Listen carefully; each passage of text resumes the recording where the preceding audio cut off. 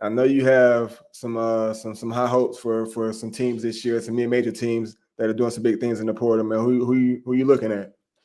So this season, I'm throwing them in the bucket. I think they're going to be this year's Boise State. I'm going with the Rebels of UNLV. Now, I think this is college football's version of Last Chance U. I think Dan Mullen and his staff when they went around the portal, and to me, I think they looked at it, Chris, as let's get guys who are trying to prove something.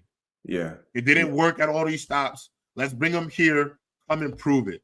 Because if you think about it like that, Dan Mullen is low-key trying to prove something as well.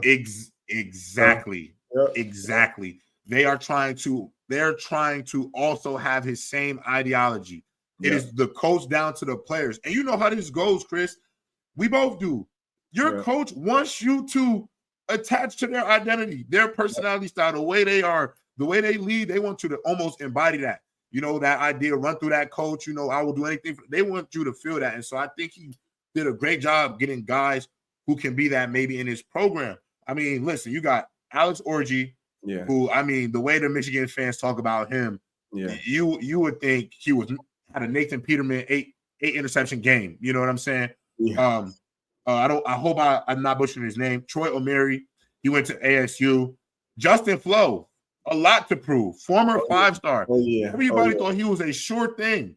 Right. This is a guy who, look, in run stoppage, I think he can be as physical as it gets, but he has to clean up his eyes in coverage.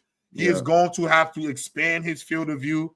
But he has, again, this is God-given talent. It has to meet. Yeah, he has to put it together. Varkai Gums from Arkansas, and then JoJo Earl from TCU. So this team, they got a bunch of guys. Yeah. I don't know what it's going to be, but UNLV is trying to reload. And so I'm just excited to see what type of scheme they come up with and what Dan Mullen and his staff are really cooking over there. But right now, I'd say they're my top as like my mid-major that's going to may sneak into the playoffs. The only one I might throw in there, because I also believe in this kid, UTEP, because of Malachi. I do think he might be a pretty decent quarterback, and if he can lead that team, they might be sneaky. Okay. Yeah. Man, if UNLV, I'm not sure if they promised all these transfers, $100,000 that they did the quarterback last year. That's how they got him. Huh? Yeah, we're just gonna forget about that. So hopefully they finish the season there. I did forget about that. Yeah, hopefully they can finish the season, but we'll see. No, I like they were good last year. They've been good the last couple of years. Tulane, you know, they beat some pretty good teams and they beat USC a couple of years ago in the bowl game. Had a good year last year.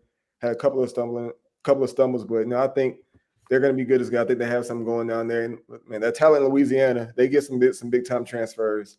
I think he transferred from I think Oregon. He was a backup. He just moved over to tight end. Right. He's playing tight end now. So they have a lot of talent down there, man. So we'll see kind of what they can do this year. But that talent in Louisiana, I'm all for that. You know, they can pump them out. No, 100%. Honestly, that was a great pull. Because they were like a few games away last year. Like they were literally like, when they look back at their film, they're looking at like a few fourth quarters that they wish they could have back. Exactly. Yep. Few plays. Like, yep. And that's so crazy. That's the crazy thing about football. That's why we love the game so much. When you look back at a season, you can look at a bunch of games, but if you really think about it, you could probably count a bunch of plays, and you're like, that's the season right there. Few games, turnover here, a drop there, a coaching call here.